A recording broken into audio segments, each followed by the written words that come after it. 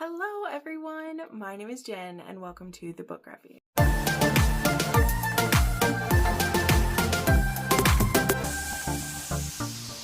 Alright, hello friends and welcome to a Thanksgiving book tag, okay? This is a tag that I don't know if I've done this one before, but I still wanted to have a fun little video to go up on Thanksgiving. But just in case people were busy, like a lot of people might be, and for the people who it is only American Thanksgiving, and I know not all of you are from America. So I saw this one pop up by, I know this one is definitely a few years old, but I saw Bookmarked by Jenn, and she spells her name the same way that I do. I saw this pop up, and so I decided, hey, let's just do it. It's only 10 little questions. We get to talk about some fun books, and then we'll get you on with your day, okay? But before I dive in, please just keep in mind that I put up 4 videos a week on my public YouTube and then on my Patreon, which right now, through the end of the year, or sorry, not the end of the year, but through the end of the month, I actually have a sale going on for annual memberships on my Patreon, and you'll get access to all the vlogs that I've ever done, all the exclusive reviews I've ever done, and all of that will be there for you, okay? So let's dive into these questions for the Thanksgiving book tag. And the way that this is set up is that each question represents a part of the meal. So we're going to build ourselves a Thanksgiving meal with these questions, which I think is very cute. I love it. So this first one here was bread. What book felt like comfort food? Something light, sweet, with all fluff and just enough to keep things warm. Okay, for some of these I did grab the books ahead of time and some of them I didn't. So for this one I did grab When We Burn by Kristen Proby, which I also thought would work with the like keep things warm because we do have a firefighter hero here. And this one is the beginning of the Blackwells of Montana, which does spin off from one of her previous series, but you can start with this one here. And this one is great because it's Bridger, who's a single dad, and Danny, who has just moved back to the area. She does have a pretty traumatic childhood, but Bridger has always been a friend to her. His family has always been a friend to her family. And now they're all adults, and they don't have any of the horrors of the past directly in their path anymore. And these two finally get a chance at love. Now, there is still a few heavy topics that lurk in the background, like the trauma Danny has from her childhood and things like that. But in general, Kristen Proby puts just enough angst in there to keep it interesting, to give the story some body outside of the romance. But the romance is still very much there, and it still has this great like family and found family feels. I love the little girl. I love all the sweet moments. So Kristen Proby and this book in particular, I think really work for the bread to our meal. Okay. Next up was the turkey. All right. We're getting right into it. The turkey. What romance had everything? Spice, angst, chemistry, tension. It was a full meal. Okay. Now this one I did have to think about. I think there are quite a few I could have picked for this one, but one that surprises me by its lasting effect, like where it's living rent-free so often. And this book made me, like the most recent book in the series made me think about this one again. Just because this book did so much. And so for me, that is Sovereign by Rhea Morris Edwards. Yes, this is the older cover version of it. And this is an erotic romance. It's also a dark cowboy romance. It does heavily deal with BDSM, but there are just so many layers to this book that, you know, I feel like it could overwhelm certain people with how much sex is in this book. Like, I totally get that. I do. But this author does such a good job of helping you understand like why all of it is needed, because each scene between the two characters builds to something even more powerful and more beautiful each time they're together. And that is just a skill that I don't think all authors have. And so for me, this book absolutely was a turkey. It was a full meal. Even though they're starting to have sex very soon into it, there's still this air of mystery and an air of danger because of the plot and because of what's happening.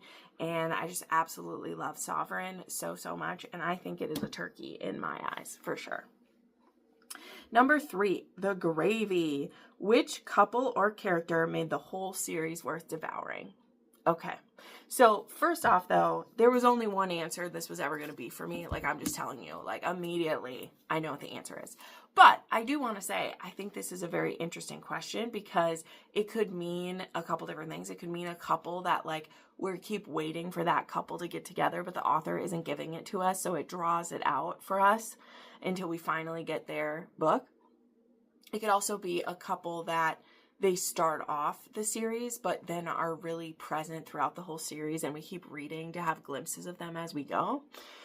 And then there's the series where really it is focused on one couple the whole time, and even when we maybe take little side quests and we get introduced to more characters, we still know what the book is about and what this whole world is for. And this is where I bet you can guess I'm going to say Jamie and Claire. Okay, the entire Outlander series is based around them and their love, a love that literally transcends time and space and all the wibbly wobbly things out there. And they are just a lasting romance that I will never forget. They are always in my heart. They're never far from my mind. And I adore this series with everything. And Jamie and Claire are the heart and the soul of it all. And though there are other couples that as they come about, I love them, right? I say this, I love Roger and Bree. I love Ian and his partner. I don't want to say who it is because that's a bit more of a spoiler and stuff. But I love this whole series. But Jamie and Claire are absolutely the heart and soul and everything important about it right there. Okay, number 4 is the stuffing here. This one says, what romance was packed with more than you expected? Layers of emotions, spice, or plot twists you didn't see coming. Now, I realized again, too, that this is focusing on romance, but I didn't end up picking a solid romance series. Okay, now there are romances within the series, but this series absolutely surprised me. It knocked me on my butt. I couldn't believe how wonderful this series was. And so that's why I decided to pick this one, because it was layers of emotion and plot twists you didn't see coming. So not so much the spicy part, though there are some love scenes within the book. Like, it's more about the heart and soul of this series. And for that, I picked the Greenbone Saga by Fonda Lee. I know, I've convinced a few of you guys to read this trilogy. And I was convinced to read it by Crystal. And I just love it. Like, truly, I just spent a whole, afternoon trying to convince my best friend to read these, which she probably will because she's not romance-focused the way that a lot of us are. But this series, that's basically a magical mafia. It's Asian-inspired. The magic system revolves around jade. And there's these warring mafia families, basically, or yakuza, whatever you want to call it. Like, that's what it is. And the series takes place over a couple of decades. And I was just so drawn into and hooked on these characters. And I cried with them and was devastated with them. And I loved them so deeply.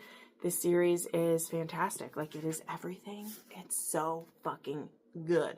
And so that is a series that is the stuffing for me. Like, I just love it. I highly recommend the audiobooks. That series is, I'll be recommending that series for years to come. Okay, next up, mashed potatoes. The romance everyone loves, but you didn't get the hype.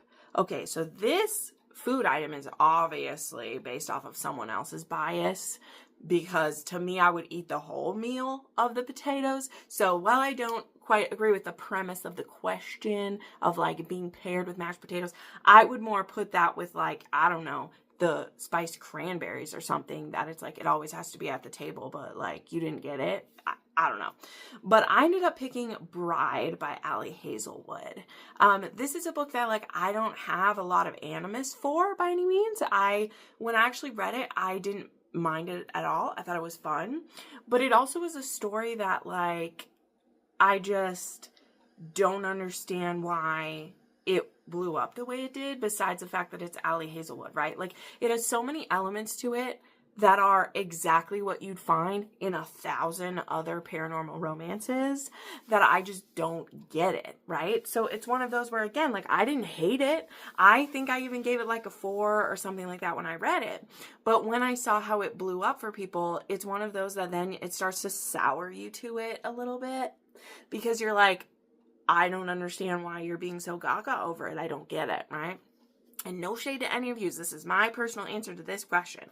I think Allie Hazelwood is wonderful in the way that she has got so many new people into reading with her books. She's such a friendly person and so kind. So there's no shade to that. I just am answering the question. I don't understand the hype for it. I don't understand there being 50 million different editions of it. And I just don't get it.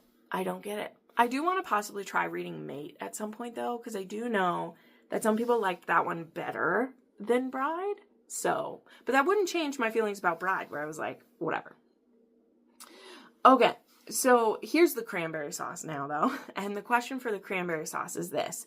What book surprised you with an unexpected bite? A romance that seemed sweet, but had way more tension, angst, or spice than you were ready for.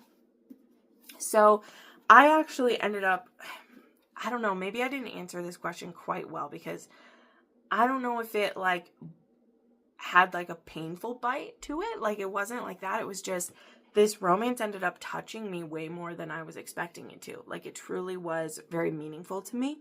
And this isn't even a book that I gave like a 5 or a 6 star. I've recommended it countless times now, and I just really loved it. And that is The Matchmaker by Elle Nichol. This one is the first in the Buford Billionaires, and it's an age gap. And it's this hero who, yes, he's a billionaire. He is a diamond magnate or whatever it is. And his daughter actually hires a matchmaker to help her father find love.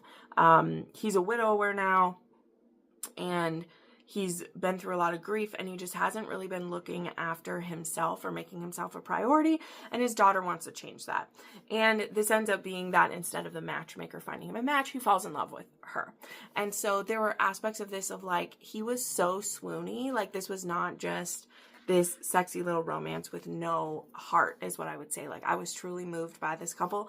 I thought that this hero was amazing. Like, I loved him so, so much. And I just thought this story was great. So I would think this one, like, shocked me by how much I liked it, is what I would say. Okay, so number 7. Corn. I love corn. Okay, the corn and potatoes and gravy is like all that I need for my Thanksgiving meal, by the way. Just saying. So, corn. What is the corniest, most cliched book you've ever read?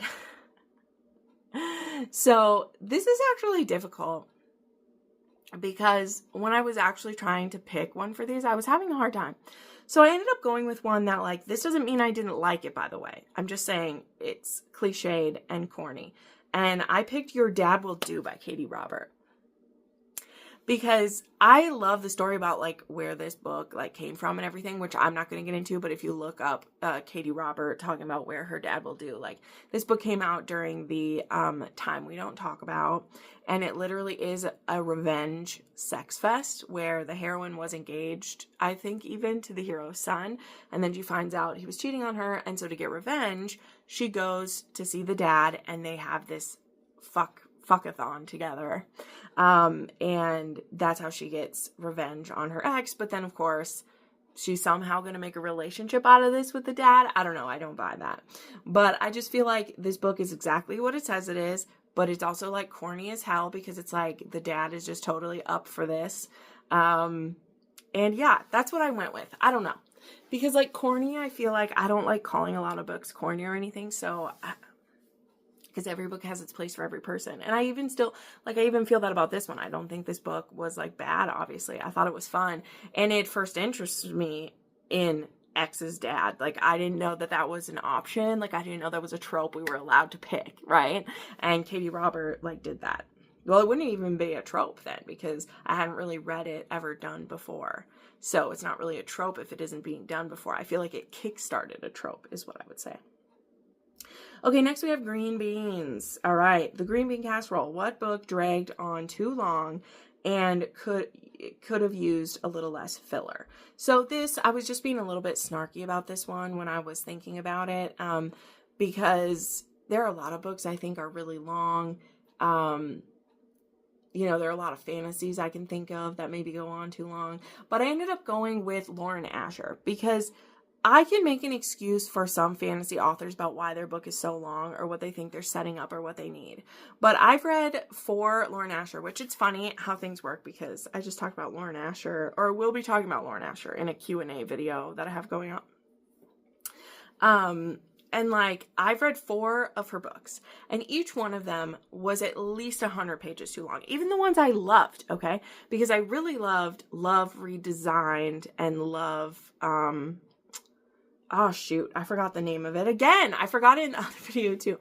Love Arranged and Love something. Anyway, I even liked those 2 books, but they still were so long. And like, I loved the slow build and the pining. Like, it was great. But at some point it was also like, can you get to the point at all, please, at any point would be nice, right? And so for me, those are books that I just wish her editor would be like, hey, you know, we don't need this much. We can show him pining for her 3 times instead of 7 before something happens, you know? So again, just a quick little catty answer. I, again, still liked 2 of those 4 that I've read, but they still were very long, and it's very hard to convince other friends to read them when they're that long. That's something else too. Like, I really want one of my friends to read those 2 because I think she'll love the pining. But even her, when she sees how long the book is, it's hard to get her to read it, you know? So yeah, I think it's too long. Number 9, Pumpkin Pie. Your go-to comfort author, series, or book that never lets you down. All right, so I put a whole bunch on this list, okay? I put a whole bunch in this list. So authors that I go to. I have a few of them here, but I won't grab them all. I mean, Julia Wolf, definitely one.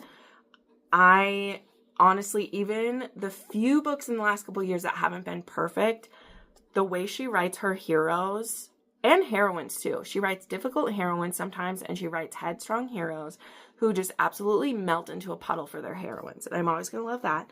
Juliet Cross, who is a friend and writes some of my favorite comfort reads. That is the Stay a Spell series. Love it. Claire Kent, of course. I work for Claire now, or Noelle. Claire is her other title. But even before I did, her books were always comforting to me. And I had read Last Light like 4 or 5 times before I ever even worked for Noelle, which I love. But all of her Kindle series, they're set in dystopian, but like, they're so comforting to me. I just love them. Obviously, again, Outlander. Like, if I'm having a really bad day, I can just open really any of the Outlander books and look for some of the highlights I've made about Jamie Fraser, and I'm instantly in a good mood. Okay, I just love him. Sam Mariano, she is one of the darkest romance authors I know, but she also gets the genre so well. She knows what she's doing. She's pioneered a lot of aspects. And like, I just reread Brutal Ambition, and somehow that book was comforting to me. I don't understand. I'm broken in certain ways. I know this. Okay, I know this about myself, but I just love her. And then one that is lighter and fluffier for real is Melanie Harlow. Like, truly, this is another author that even the ones I haven't loved, they've always made me smile. I love the found family. I love the tropes that she always does. Like, she hits on so many of my favorites always. And her heroes are usually very manly, blue-collar jobs. She'll have some billionaires thrown in, but and some athletes, but they're a lot of like that rugged type that I like. And I think she just does such a good job. I've been reading Melanie Harlow for 5+ years now, and her books are just, you know, more often than not, are just going to be a cozy hug that I love. Okay, and then our final one. See, I know this was kind of a speed round, but I just wanted something quick that you guys can watch quickly, and I'll still have a lot of the books tagged down below if you want to find something to read this weekend. Dessert round here was, which book boyfriend or couple would you bring to Thanksgiving because they'd either steal the show or start the drama? And I wanted to be fun with this one. So I said that to Thanksgiving, I would bring Nyx the All-Knowing and Lothair, Enemy of Old, to Thanksgiving. Not that they can eat any of the food that's there, so they're not taking any of my turkey or mashed potatoes that I want, but I just think they would be hilarious dinner guests. Their banter back and forth, you know, I'm here for it. So that's who I picked as dinner guests. So, and of course, if you don't know, that is from The Immortals After Dark World by Cressley Cole. I would pick, they're not with each other, like they're frenemies going back ages, but that's who I would invite to Thanksgiving dinner. Okay? All right, so no real point probably in tagging people because you're probably not going to want to make the Thanksgiving tag after Thanksgiving, but maybe keep this one in mind for next year if you want to. And again, thanks to Bookmarked by Jenn. I saw her doing this one, and I was like, that'll be the perfect video for Thanksgiving. So thank you so much for watching, and I have another video set to go up on Saturday while I'm out of town. That'll be the Q&A that I just hinted at. And then, yeah, I can't believe it. So thanks so much for watching, friends, and I'll see you next time. Bye!